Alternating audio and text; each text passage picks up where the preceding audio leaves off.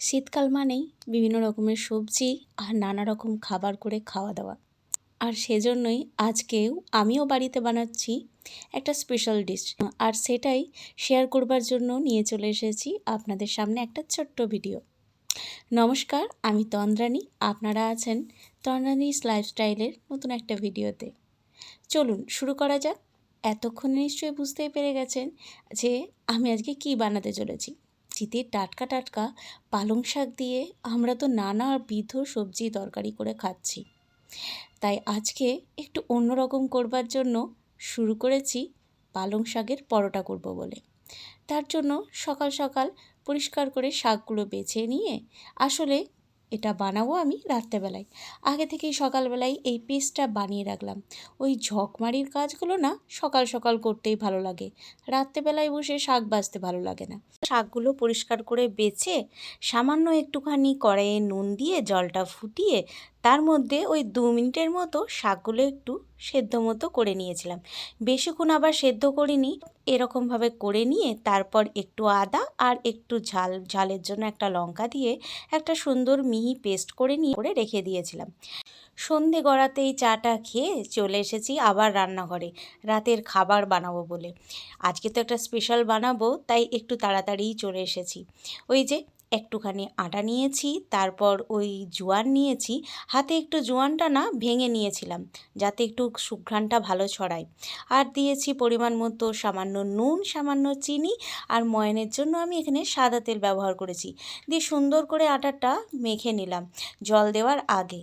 ওহো, জল তো ব্যবহার করব না, আজকে ভুলেই গেছি। আজকে তো পালং শাকের পেস্টটা দিয়ে আটাটা মাখার কথা, তাই পালং শাকের পেস্টটা দিয়ে ভালো করে আটাটা মেখে নিয়েছি। আর সুন্দর করে মেখে অনেকক্ষণ রেস্টেও রেখে দিয়েছিলাম।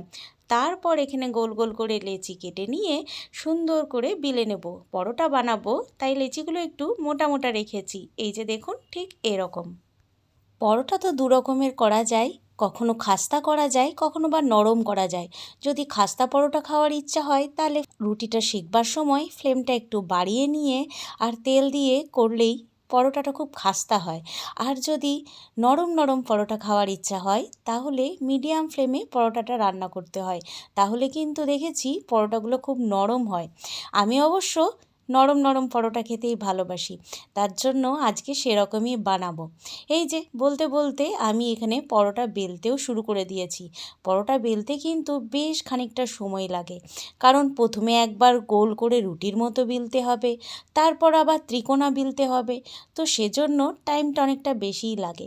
তো এই যে পরোটা বেলা এখানে শুরু হয়ে গেছে, আর এরপর আমি এটা সেঁকে নেব। আর সেঁকে নিয়ে আজকে আমার বাড়িতে রাতের ডিনারে তৈরি হয়ে যাবে পালং পরোটা। আর এর সাথে আমি রান্না করে নিয়েছি সবজি, ভেজিটেবল দিয়ে বিভিন্ন রকমের সবজি। এখন তো শীতের সিজনে বিভিন্ন সবজি রয়েছে, মটরশুঁটি, বিট, গাজর, ধনেপাতা, টমেটো, এই সমস্ত রকমের দিয়ে 2-3 রকমের ডাল দিয়ে একটা ভেজিটেবল ডাল বানিয়েছি। আর তার সাথে থাকবে রায়তা, মানে ওই দই, টক দইটাই একটুখানি জিরে গুঁড়ো, মানে ভাজা রোস্টেড জিরে গুঁড়ো দিয়ে একটা রায়তা বানাবো। আর আমি কিন্তু এই আটাটার মধ্যেও রোস্টেড জিরে গুঁড়ো দিয়েছি, বলতে ভুলে গিয়েছিলাম, একটু টেস্টটা অন্যরকম লাগবে। বলতে বলতে আমার পরোটাটা বেলাও হয়ে গেছে, আর তারপর শিখতেও চলে এসেছি। পরোটাটা খুব সুন্দর করে মিডিয়াম ফ্লেমে আমি এখানে শিখে নিয়েছি যাতে কাঁচা কাঁচা ভাবটা না থাকে। তারপর ওপর থেকে অয়েল ব্রাশ করে নিয়েছি, আর এরপর ভালো করে তেল দিয়েও ভেজে নিচ্ছি। আর এটাও কিন্তু আমি মিডিয়াম ফ্লেমেই করেছি, কারণ হিটটা একটু বাড়িয়ে দিলে পরোটাটা কিন্তু খুব মুচমুচে হয়ে যাবে। আর আমি চাইছি পরোটাটা যেন নরম নরম থাকে, খেতেও বেশ ভালো লাগে।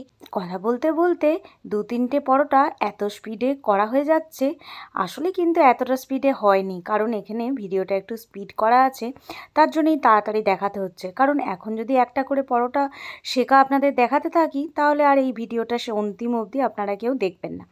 যাই হোক, এই যে বলতে বলতে আমার এখানে পরোটা শেখাও হয়ে গেছে। আর আপনাদের আমি ঘুরে ঘুরে দেখাচ্ছি কেন, কারণ আমার মতো অনেকেই হয়তো প্রথমবার করতে পারেন, বা কেউ নতুন নতুন রাঁধুনি হতে পারেন, তারা যাতে ভালো করে দেখে নেয় তার জন্যই আমি একটু বেশি করে দেখাচ্ছি। যাই হোক, এই যে সুন্দর করে অয়েল ব্রাশ করে নিয়েছি, আর বেশি তেলে করিনি, হালকা তেলই আমার হাজব্যান্ড এবং আমি দুজনেই পছন্দ করি, তার জন্য জন্য এখানে হালকা তেলেই পরোটাটা শিখছি। আপনারা চাইলে বেশি বেশি চারিদিকে তেল ছড়িয়ে একদম ভাজা ভাজা মতো পরোটাটা করে নিতে পারেন, একটু বেশি তেল দিয়ে ভাজাও করে নিতে পারেন। এই যে এখানে পরোটা আমার পালং পরোটা বানানো হয়ে গেছে, আর এরপর আমি একদম সাজিয়ে দিয়েছি। আসলে এটা খাওয়ার টাইমও হয়ে গেছে, গরম গরম বানিয়ে খাবো বলে একটু দেরি করে করতে শুরু করেছিলাম। আর এই দেখুন সাজিয়েও নিয়েছি। ওই যে বললাম ভেজিটেবল দিয়ে, শীতের সমস্ত ভেজিটেবল দিয়ে একটা ডাল বানিয়েছিলাম, আর সাথে ছিল রায়তা। আজকে আমাদের রাতের ডিনারে এটাই রয়েছে। এই যে সুন্দর করে সাজিয়ে নিয়েছি, এবার দিয়ে দেবো আমার হাজব্যান্ডকে খেতে। আশা করি এই পালং পরোটার ছোট্ট রেসিপি ভিডিওটা আজকে আপনাদের ভালো লেগেছে। যদি ভালো লেগে থাকে তাহলে পাশে থেকে লাইক, শেয়ার, সাবস্ক্রাইব এবং পেজটা ফলো করে পাশে থাকবেন। সবাই ভালো থাকবেন। দেখা হচ্ছে খুব শীঘ্রই নতুন একটা ব্লগে।